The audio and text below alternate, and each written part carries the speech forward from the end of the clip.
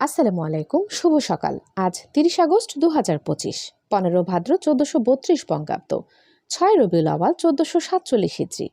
জানিয়ে দিচ্ছি বাংলাদেশের স্বনামধন্য কয়েকটি পত্রিকার অনলাইন ভার্সনের শিরোনামসমূহ। প্রথম আলো। বেঙ্গল ডেল্টা কনফারেন্স ২০২৫, জুলাই বিপ্লবকে ষড়যন্ত্র বলাটা ছিল ভারতের জন্য সুবিধাজনক। এদিকে একক বক্তৃতায় শ্রী রাধা দত্ত, ঢাকা ও দিল্লির মধ্যে সত্যিকার খোলামেলা আলোচনা দরকার। মরক্কোয় আবিষ্কার হওয়া ডাইনোসরের কঙ্কাল ভাবাচ্ছে বিজ্ঞানীদের। ডাকাতি করতে গিয়ে আটক ২ বিশ্বকাপে খেলা ক্রিকেটার। কমলা হ্যারিসের নিরাপত্তা সুবিধা বাতিল করলেন ট্রাম্প। অনলাইনে মিথ্যা তথ্য দিয়ে পণ্য বিক্রি করলে জেল ও জরিমানা, আসছে নতুন অধ্যাদেশ। জুলাই আন্দোলনে হুমকির অডিও ফাঁস, বেসরকারি বিশ্ববিদ্যালয়ের শিক্ষককে বহিষ্কার। উপাচার্য বললেন মবের জন্য তাড়াহুড়া। কাকরাইলে জাতীয় পার্টি ও গণ অধিকার পরিষদের সংঘর্ষ। চলে যাচ্ছে যুগান্তর পত্রিকার পাতায়। সব গণতান্ত্রিক শক্তিকে ঐক্যবদ্ধ হতে হবে বলেছেন ডক্টর কামাল।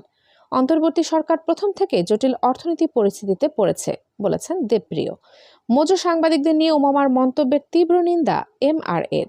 এদিকে ৪ বিভাগে ভারী বৃষ্টির আভাস। ৩ দফা দাবিতে মহাসমাবেশের ডাক শিক্ষকদের। শনিবার ৬ ঘন্টা বিদ্যুৎ থাকবে না ২ জেলায়। বুয়েট শিক্ষার্থী সাদিদকে দেখতে হাসপাতালে প্রধান উপদেষ্টার ২ প্রতিনিধি। ঈদে মিলাদুন্নবীর সরকারি ছুটি পাবেন না যারা। এদিকে বাংলাদেশ নতুন ইতিহাস তৈরির পথে হাঁটছে বলেছেন ভারতীয় সাংবাদিক। জুলাই গণ অভ্যুত্থান গণতান্ত্রিক চর্চার পথ নতুন করে খুলে দিয়েছে, যে কারণে জামিন চাননি লতিফ সিদ্দিকী। এদিকে ডেঙ্গুতে আক্রান্ত আরও ১৬৫ জন। পুলিশের বিশেষ অভিযানে গ্রেফতার ১৫১৫ জন। মাদ্রাসার জন্য জরুরি নির্দেশনা না মানলে এমপিও বন্ধ। সবজির পর এবার ঊর্ধ্বমুখী মুদি পণ্যের। নির্বাচন কমিশনের বটম লাইন হলো পেশাদারিত্ব ও নিরপেক্ষতা, সিইসি। তরুণরাই রাজনীতিতে গুরুত্বপূর্ণ ও গুণগত পরিবর্তন আনবে বলেছেন পররাষ্ট্র উপদেষ্টা। চলে যাচ্ছে আমার দেশ পত্রিকার পাতায়। গণ অধিকার পরিষদ কার্যালয়ের সামনে হামলা, আহত নূর। এদিকে জাতীয় পার্টি গণ অধিকার সংঘর্ষে আহত রাশেদ খান।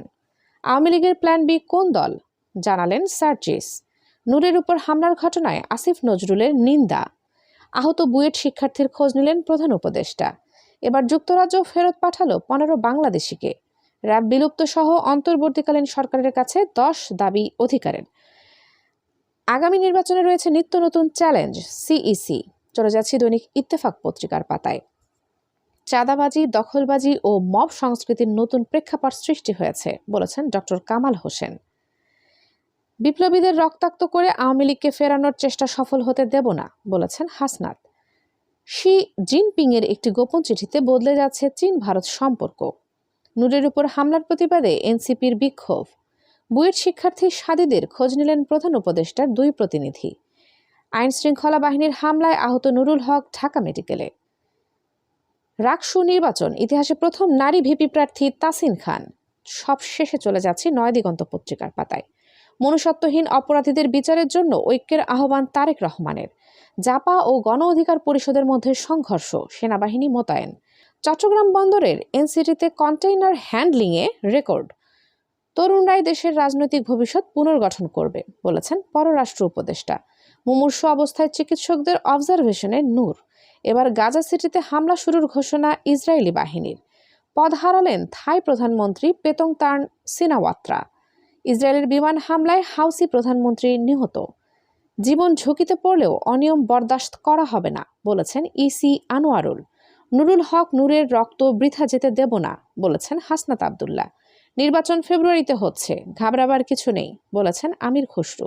নূরের উপর হামলা জাতীয় পার্টি ও আওয়ামী লীগের মতো অপরাধী বলেছেন সার্জিস আলম। নির্বাচনের নিত্য নতুন চ্যালেঞ্জ মোকাবেলা করতে হচ্ছে বলেছেন সিইসি। সবশেষে জানিয়ে দিচ্ছি আবহাওয়ার সংবাদ। আজকের সর্বোচ্চ সম্ভাব্য তাপমাত্রা ৩১ ডিগ্রি সেলসিয়াস এবং সর্বনিম্ন তাপমাত্রা ২৭ ডিগ্রি সেলসিয়াস। সারা দেশের বিভিন্ন জেলায় হালকা থেকে মাঝারি বজ্রপাত সহ বৃষ্টি হতে পারে।